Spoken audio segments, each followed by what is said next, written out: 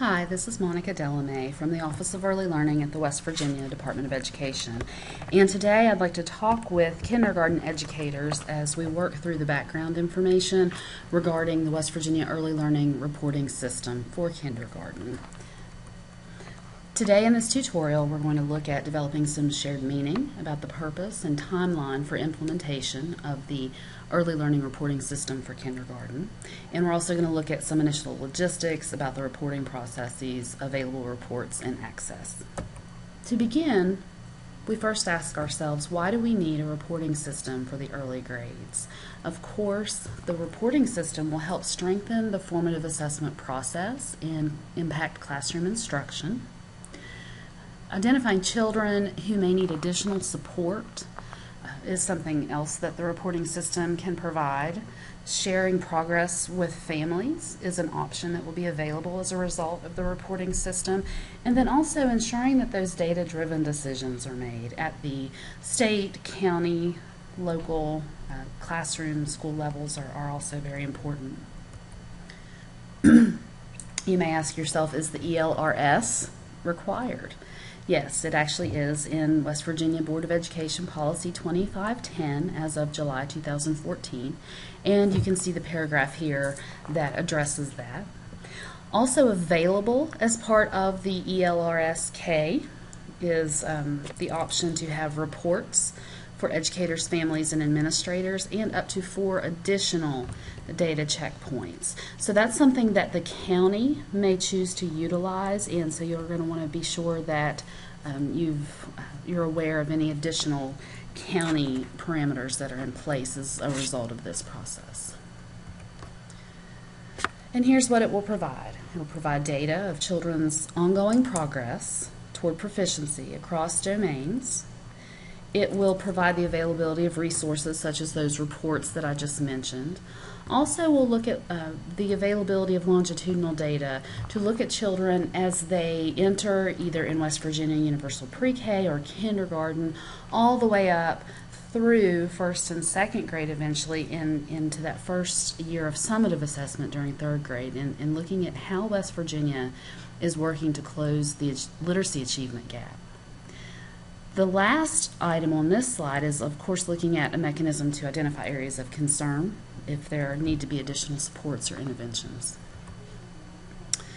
In order to implement the early learning reporting system, educators have to have a deep knowledge of the standards to which they are upheld in the classroom, specifically the next generation content, standards, and objectives, understanding that the standards are not looking so much as what the teachers teach, but instead looking at the standards through the view of what are children able to do, what do they understand, what do they know, looking at it through that lens.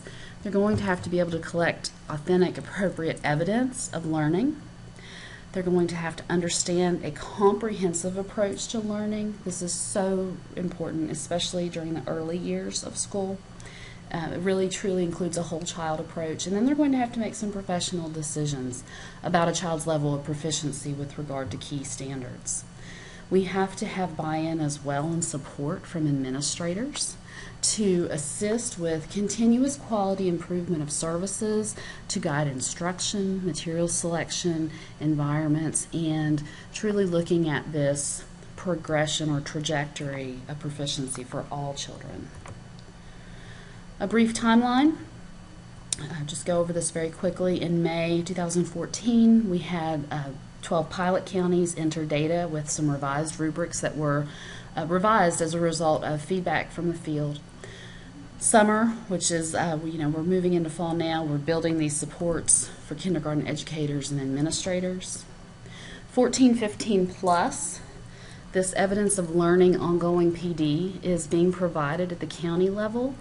During the spring of 2014, the Department of Education Office of Early Learning worked and developed a cadre of 220 trainers to assist throughout the state with regard to dissemination of this training.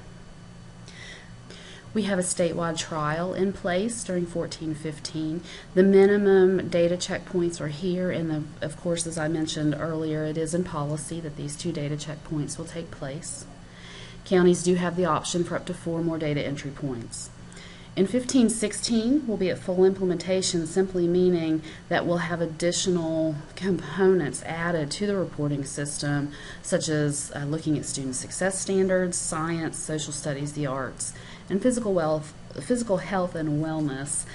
The granularity to which teachers will report on those additional domains won't be as deep as what we're asking for ELA and math. Actually concludes part 1 of the tutorial for the West Virginia Early Learning Reporting System for kindergarten. If you have questions, my contact information is seen there on the screen.